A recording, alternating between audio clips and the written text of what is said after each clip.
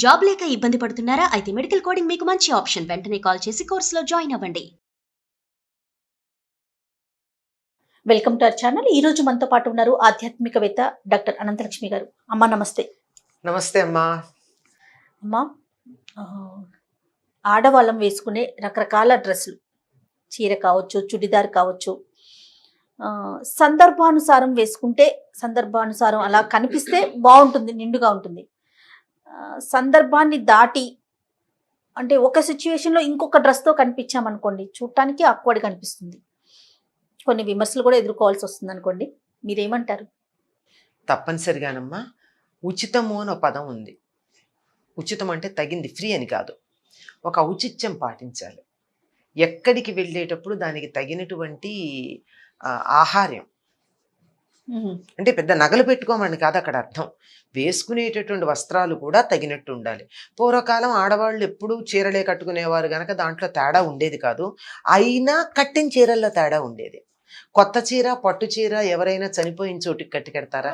లేదు కదమ్మా. పెళ్ళికి చిరిగిపోయిన పాత చీర కట్టుకుని వస్తారా? రాదు కదా. కనుక కట్టేది చీరే అయినా వెళ్ళే సందర్భాన్ని అనుసరించి వస్త్రధారణ చేసుకోవడం అన్నది ఒక ఔచిత్యాన్ని పాటించడం అని చెప్తారు. అందువల్ల తప్పనిసరిగా మనం వెళ్ళే ప్రదేశానికి తగినటువంటి వస్త్రధారణ చేసుకుని తీరాలి. ఇప్పుడు విదేశాల్లో కూడా వాళ్ళు ఎటువంటి వస్త్రాలు వేసుకుంటారన్న దాన్ని మాట ఉంచి, ఉద్యోగాలకు పెడితే 3 పీస్ సూటే వేసుకుంటారే, అది కిందది స్కర్ట్ వేసుకొని పైన టాప్లెస్ వేసుకొని, అంటే ఇట్లా భుజాల మీద లేకుండా ఉండేది వేసుకొని, బయటకు వచ్చి ఉద్యోగానికి వెళ్ళేటప్పుడు మాత్రం కోట్ లేకుండా వెళ్ళరు కదా, బ్లేజర్ వేసుకుంటారు. బ్లేజర్ వేసుకోవాల్సిందే కదా, 3 పీస్ సూటే వేసుకుంటారు. అది అక్కడ ధర్మం. పైగా ఆ దేశాల్లో, మన దేశంలో మనం పాటించట్లేదు కానీ అక్కర్లేనివన్నీ పాటిస్తాం మనం, కావలసినవి పాటించాం. ఆ దేశంలో స్ప్రింగ్లో వేసుకునే బట్టలు వేరు, ఆటంలో వేసుకునే బట్టలు వేరు. అవును కదా, తేడాగా ఉంటాయా? పైగా వాటి మీద ప్రింట్లు కూడా తేడా ఉంటాయి. బట్టలు చూడగానే ఇట్లే తెలిసిపోతుంది. బట్టలు, ఈ రకమైన బట్టల్లో వాళ్ళు కనపడ్డారంటే వాళ్ళ సీజన్ ఏమిటో మనం చెప్పేచ్చు. పూల పూల పూల పూల డిజైన్లు ఉన్న వేసుకుంటే వాళ్ళు అది సీజన్, స్ప్రింగ్ సీజన్ అని చెప్పేస్తాం. మరి అట్లా ఆ దేశాల నుంచి అనుసరించే వాటిల్లో అనుసరించలేదు. మన దేశంలో పూర్వులు పాటించే పద్ధతుల్ని పాటించకుండా ఎటూ కానటువంటి పరిస్థితుల్లో మన వస్త్రధారణ ఉంది అని మనం కొంచెం బాధాకరంగా చెప్పుకోవాల్సినటువంటి విషయం, బాధపడుతూ చెప్పుకోవాల్సిన అంశం. మీకేమనిపిస్తూ ఉంటుందమ్మా? ఏమనిపిస్తుందంటేనమ్మా, ఆధునిక కాలంలో ఆడపిల్లలు ఉద్యోగాలు చేయడానికి, చదువుకోవడానికి వెళ్ళడం మొదలుపెట్టిన తర్వాత పరికిణీలు చీరలు మానేసి, పరికిణి ఓణి చీరలు మానేసి పంజాబీ సూట్స్ అన్న వేసుకుంటున్నారు. దానికి ఎటువంటి అభ్యంతరం లేదమ్మా. ఒళ్ళు కప్పుకోవడం ప్రధానం. ఒళ్ళు కప్పుకోవడం కూడా ఎదుటి వాళ్ళని రెచ్చగొట్టేట్టు ఉండకూడదు. వస్త్రధారణ అనేక కారణాలుగా చేస్తాం మనం. ఒకటి శీతాతపవాతాల నుండి రక్షించుకోవడానికి, అంటే చలి, ఎండ, గాలి, వాన, ఈ 4 నుంచి రక్షించుకోవడానికి కదా మనం బట్టలు కట్టుకుంటాం. ఇది ఈ బాహ్య వాతావరణంలో నుంచి రక్షించుకోవడానికి కట్టుకునేటటువంటి వస్త్రాలను కూడా 2 సౌఖ్యాలు దగ్గర పెట్టుకుంటాం. ఒకటి నాకు సుఖంగా ఉండాలి, రెండోది ఎదుటి వాళ్ళకి ఇబ్బంది కలిగించకూడదు. అంతే కదా. ఈ రెండింటిని దృష్టిలో పెట్టుకుని వస్త్రధారణ చేసినప్పుడు అది చీర కట్టుకుని కూడా రెచ్చగొట్టేట్టు కట్టుకోవచ్చు, పంజాబీ డ్రెస్ వేసుకుని కూడా గౌరవం కలిగేటట్టుగా వేసుకోవచ్చు, పైగా ప్యాంటు షర్టు వేసుకుని కూడా చేతులెత్తి నమస్కరించే విధంగా బట్టలు కట్టుకోవచ్చు. మీరు ఒక్కసారి ఊహించండి, వెటర్నరీ డాక్టర్లు, తర్వాత ఈ ఈక్విస్ట్రియన్ ట్రైనర్స్ అంటే గుర్రాలకి శిక్షణ ఇచ్చేవాళ్ళు, వీళ్ళు ప్యాంట్లు షర్ట్లు తప్ప మరొకటి వేసుకోవడానికి అవకాశం లేదు కదా. అది వేసుకున్నప్పుడు ఒక అమ్మాయిని, ట్రైనర్లు సాధారణంగా వాటికి మేనర్స్ నేర్పడానికి ఆడపిల్లలే చాలా మంది ఉంటూ ఉంటారు, గుర్రాలకు కూడా. ఒక నల్లని ప్యాంటు, ఒక లైట్ కలర్ అంటే white, off white or light yellowish tinge, light pink, light blue, ఇలాంటి టింజ్ ఉన్న ఒక full hands shirt with close neck ఉన్న అమ్మాయి గుర్రం పక్కన పెద్ద జడ వేసుకుని పెడుతున్నా ఎంత అందంగా అనిపిస్తుందమ్మా, అవునమ్మా. మర్యాదగా ఉండదు ఉమ్. కదా. అంచేత వేసుకునేటటువంటి వస్త్రం విధానాన్ని బట్టి గౌరవం ఉంటుంది. మనం వృత్తిని బట్టి బట్టలు మారతాయి. ఉమ్. ఇందాక మీరు సందర్భానికే అన్నారు, సందర్భమే కాదు చేసే వృత్తిని బట్టి వస్త్రధారణలో తేడా ఉంటుంది. ఎగ్జాక్ట్లీ అమ్మా, కరెక్ట్. అంతే కదా. అంతే. ఆ విధంగా ఉండేటట్టుగా మర్యాదగా ఉండొచ్చు. పంజాబీ డ్రెస్ ఉంది, ఇప్పుడు అందరూ పిల్లలు వేసుకోవడానికి బాగా ఉంటుందని నేను చెప్తూ ఉంటాను. చాలా మంది విమర్శించారు కూడా, నువ్వు ఇంత సాంప్రదాయకంగా ఉంటావు, సంప్రదాయం అంటావు, ఆడపిల్లలు పంజాబీ డ్రెస్ వేసుకుంటే ఎందుకు ఒప్పుకుంటావని. లంగావోణి వేసుకుని ఎదుటి వాళ్ళని రెచ్చగొట్టేటట్టు నడుం కనిపించేట్టు కట్టుకునే బట్టల కన్నా ఒళ్ళంతా కప్పుకునేటట్టుగా పంజాబీ డ్రెస్ వేసుకుంటే మర్యాద కలుగుతుందా లేదా? ప్రధానం అవతల వాళ్ళని రెచ్చగొట్టేటట్టుగా ఉండకూడదు. అయితే వాళ్ళదే తప్పు రుచిపోకూడదు అనుకో, అయినా సరే ఏం చేస్తాం, అలాంటి చేయలేం కదా. అందుకని అలాంటి వస్త్రధారణ చాలా అవసరం. కాకపోతే పంజాబీ డ్రెస్ అనుమతించారు కదా అని చెప్పి ఇప్పుడు కనపడేటటువంటి కొన్ని రకాల వస్త్రధారణలు చూస్తుంటే దీన్ని ఎందుకు ఒప్పుకున్నామా అనిపించేట్టు అనిపిస్తుంది. ఎందుకంటే బస్సు ఎక్కాలన్నా, మెట్రోలో పరిగెత్తుకుంటూ దాని మించి పరిగెత్తుకుంటూ వెళ్ళి అంటే ఎస్కలేటర్, దాని మించి పరిగెత్తుకుంటూ వెళ్ళి మెట్రో అందుకోవాలన్నా, లేదా తన సొంత 2 వీలర్ నడుపుకోవాలన్నా పంజాబీ డ్రెస్ చాలా బాగుంటుంది. చీర కట్టుకుంటే మరాఠీలు కట్టుకున్నట్టు కట్టుకోవాలి. మహారాష్ట్రియన్స్ కట్టుకుంటారు కదా, వాళ్ళు కట్టుకున్న చీర యుద్ధం చేయడానికి బాగుంటుంది. అంటే 2 కాళ్ళ మధ్యలో నుంచి మగవాళ్ళు పంచ కట్టుకున్నట్టుగా ఈ కాలికి కూడా ఆ చీర అలా వెళ్ళిపోయి అసలు పంజాబీ డ్రెస్ ఎంత సుఖంగా ఉంటుందో అంతకన్నా సుఖంగా ఉంటుంది. మేము ఇంట్లో పనులు చేసేటప్పుడు కొన్ని రకాల పనులు, తోట పనులు అవి చేసేటప్పుడు చీరలా కట్టుకుంటాం, మధ్యలో అడ్డు రాకుండా. సుఖంగా ఉంటుంది కదా, నిమిషం దోపుకోవడం జారిపోవడాలు లేకుండా ఆ రకంగా కట్టుకుంటే ఎంత బాగుంటుంది. అలా కట్టుకోవడం కుదరదు, బాగుంది పంజాబీ డ్రెస్ వేసుకో. కానీ ఆ మాట అన్నాం కదా అని చెప్పి దానిని కూడా ఆ అంగాంగ ప్రదర్శనకు ఉపయోగించుకునేటట్టుగా వేసుకోవడం అన్నది అక్కడ బాధ కలుగుతూ ఉంటుంది. ఒకప్పుడు పంజాబీ డ్రెస్సులు మోకాల దాకా పైన టాప్ ఉన్నా ఈ పక్కన ఖాళీలు ఉండేవి కాదు, కట్స్ ఉండేవి కాదు. మాకు ఆశ్చర్యంగా కూడా ఉండేది, వీళ్ళు నడిచేటప్పుడు ఎలా నడుస్తారు, పెద్ద అంగలు వెయ్యాలి అంటే ఇబ్బందా అని. అప్పుడు చివర కొద్దిగా ఇంత మేర జస్ట్ స్లిట్ ఉండేది. ఇప్పుడు అది ఎక్కడ దాకా వెళ్ళిందో నేను చెప్పక్కర్లేదు. ఇది ఉండి కూడా దీని కింద పాటియాలా టైప్ పంజాబీ కిందది ప్యాంటు పాటియాలా టైప్, ఇప్పుడు దానికి ఒక పెద్ద పేరు పెట్టారు పాటియాలా టైప్ అని. పాటియాలా టైప్ పైజమా వేసుకుంటే బానే ఉంటుంది, కానీ అది కాకుండా ఇప్పుడు స్కిన్ టైట్స్ వేస్తున్నారు, లెగ్గిన్ అంటున్నారు దాన్ని. లెగ్గిన్ అంతే, దాని పేరే తెలుస్తోంది. అది పేరు లెగ్ ఇన్ అన్నా లెగ్ ఏదో అవుట్ బాగా తెలిసేట్టు ఉంటుంది అవుట్ సైడ్కి. ఇది ఏ ప్రయోజనం ఆశించి ఈ బట్టలు కట్టుకోవడం కన్నా, చీర చుట్టుకోవటం కన్నా పంజాబీ డ్రెస్ సుఖం అని చెప్పామో ఆ ప్రయోజనం ఇక్కడ సిద్ధిస్తోందా? ఆలోచించండి. ఏది కావాలనుకుంటున్నామో దాన్ని చెయ్యాలే తప్ప దానికి విరుద్ధంగా చేయడం లేదంటే, నేను ఏది చేయాలనుకుంటే అదే చేస్తాను. నువ్వు పంజాబీ డ్రెస్ చెప్పు, నేను దాంట్లో కూడా అప్పీల్ అంతా చేస్తాను కదా అనే స్వభావం ఉన్న వాళ్ళని మనం ఏం చేయలేము. మార్పు రావాల్సి ఉంది. అసలైనటువంటి భావన ఆ అంగాంగ ప్రదర్శన వల్ల కాక ప్రవర్తన వల్ల రావాలి. అందం అన్నది శరీరగతం కాదు. భారతీయుల లెక్క ప్రకారం సౌందర్యం అన్నది చర్మగతం కాదమ్మా, మనోగతం. మనసు బాగుంటే ముఖం అందంగా నవ్వుతూ ఉంటుంది, కళ్ళల్లో వెలుగు ఉంటుంది. ఈ కళ్ళల్లో వెలుగు, ముఖంలో కాంతి ఇచ్చినటువంటి అందాన్ని శరీరం ఇస్తుందా? ఈ సంగతి గుర్తుపెట్టుకోకపోవడం వల్ల ఏమిటో తెలియదు పాపం. ఏదో చేద్దాం అనుకుని ఏదో చేస్తూ ఉంటారు. నిజంగా వాళ్ళని చూస్తే కోపం కన్నా నాకు జాలి ఎక్కువ కలుగుతూ ఉంటుంది. వీళ్ళని సరే మన మాట వినే పరిస్థితుల్లో లేరు, కానీ వీళ్ళని కూర్చోబెట్టి మంచి మాటలు చెప్దాం కదా, ఇంకా అందంగా కనపడే పద్ధతులు చెప్తాను అని పిలిచి చెప్దామనేటటువంటి భావన కలుగుతూ ఉంటుంది. తర్వాత నైటీలమ్మా, దాని పేరే ఉంది కదమ్మా. నైటీ అంటే ఏమిటి అర్థం?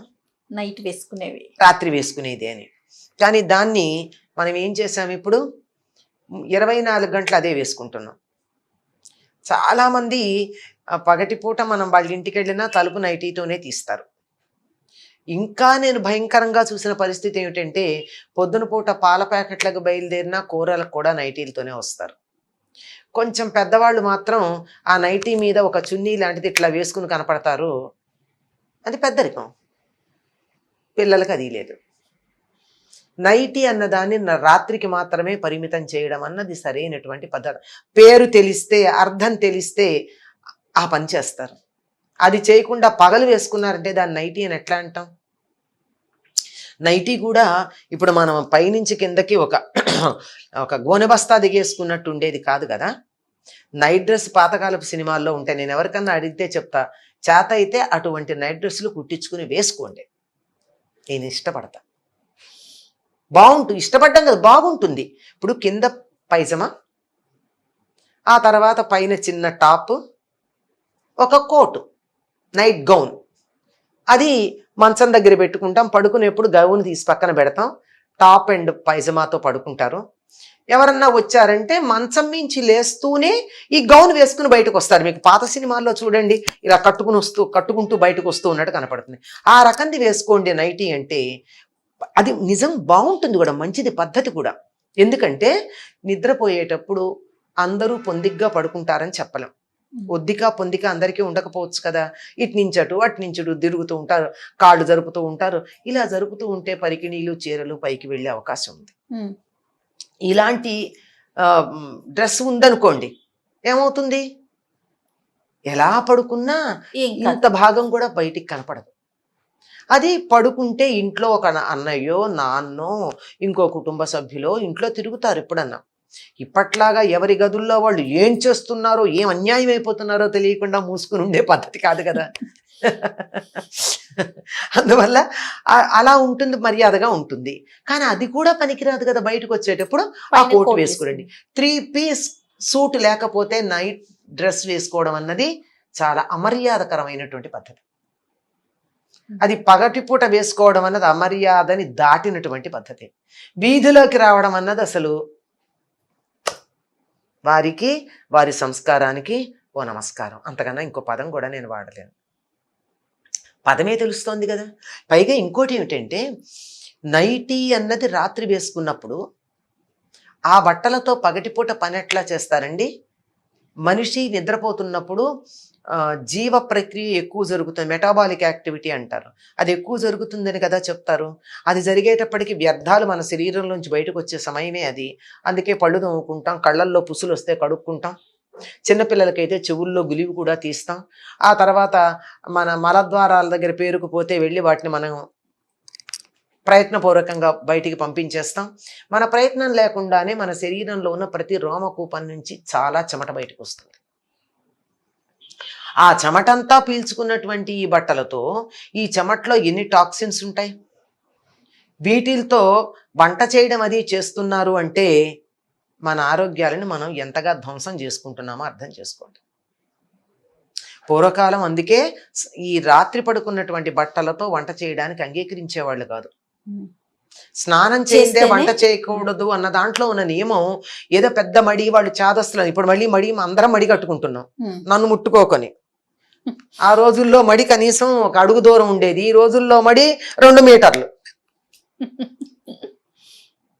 అది కూడా హూ చెప్పాడు అంటే WHO. బాగుందమ్మా, హూ చెప్పాడా? అంతే కదా. అప్పుడు చెబితే అదేమో చేదస్తాం అన్నాం, ఇప్పుడు దాన్ని ఇంకా పొడుగు చేస్తే ఆచరణ యోగ్యం అంటున్నాం. ఇది కూడా అంతే. కరచాలనం మానేయమన్నాం, అది వరకు మీద పడితే మనం ఒప్పుకునే వాళ్ళమా? ఎందుకని? చెమట. ఇప్పుడు ఒక దశాబ్దం అయింది అనుకుంటా, తేదీ మర్చిపోయాను నేను. కమ్యూనికల్ డిసీజెస్ రీసెర్చ్ సెంటర్ వాళ్ళ మ్యాగజైన్ ఒకటి ఉంది, జర్నల్, మెడికల్ మ్యాగజైన్. వాళ్ళు చెప్పింది ఒక పెద్ద ఆర్టికల్ ఉంది. అందులో ఆర్టికల్లో వాళ్ళు చెప్పింది ఏంటంటే, ఎక్కువ వ్యాధులు సంక్రమించేది కరచాలనం వల్ల. అరచేతుల్లో చెమటలు పడతాయి. ఈ చెమట వాళ్ళకి తగిలి ఇవంతా కూడా వ్యాప్తి చెందుతుంది. ఎందుకంటే అరచేతిలో స్వేద గ్రంథులు ఉండవు, కానీ చెమట పడుతుంది. అరచేతుల్లో చెమటలు పడితే చాలా భయంకరమైనటువంటి నీరసానికి సంకేతం. తక్కువే పడుతుంది, కానీ అరచేతిలో పడినటువంటి చెమట ఏమవుతుంది, ఇట్లా అనుకుంటాం ఏదో ఒకటి అనుకోకుండా, కనీసం ఇట్లా అన్నా అనుకోకుండా ఉండలేం కదా, అలా పెడుతుందట. అందువల్ల ఇతరుల నుండి మీకు ఎటువంటి వ్యాధులు సంక్రమించకుండా ఉండాలంటే కరచాలనం మానేయమని చెప్పి వాళ్ళు దాని గురించి ఒక ఆర్టికల్ రాశారు. నమస్కారం పెట్టమని ఏం చెప్పలేదు వాళ్ళు, ఎందుకంటే అది ఆ దేశానికి చెందింది కాదు, కానీ దీన్ని మానమని. అయినా ఆ దేశాల్లో చేసేవాళ్ళు కూడా గ్లౌజ్ ఉంటాయి కనుక అంత సమస్య లేదు. మనకి గ్లౌజ్ లేకుండా చెమటలు పడుతూ ఒళ్ళంతా చెమట కారుకుంటూ ఉండే ఈ దేశాల్లో కరచాలనాలు ఏమిటి? ఒళ్ళంతా చెమట పడితే రాత్రంతా చెమటతో తడిసిపోయి కంపు కొడుతున్నటువంటి బట్టలతో వంట చేసి ఇంట్లో వాళ్ళకి పెడితే వాళ్ళకి కానీ నాకు కానీ ఆరోగ్యం ఎట్లా ఉంటుంది? అక్కడికి ఇంగ్లీష్లో దాన్ని నైటీ అంటే మనం పగలు వాడుతున్నామంటే ఎంత మూర్ఖులమో ఆలోచించండి. నాకు ఈ మాట అంటే ఒకళ్ళు అన్నారు, ఇది నైటీ కాదండి హౌస్ కోట్ అన్నారు. హౌస్ కోట్ ఇలా ఉంటుందా? హౌస్ కోట్ ఎట్లా ఉంటుంది నేను చూపిస్తాను, నీకేదో ఒక పదం తెలిసిన వాడద్దు.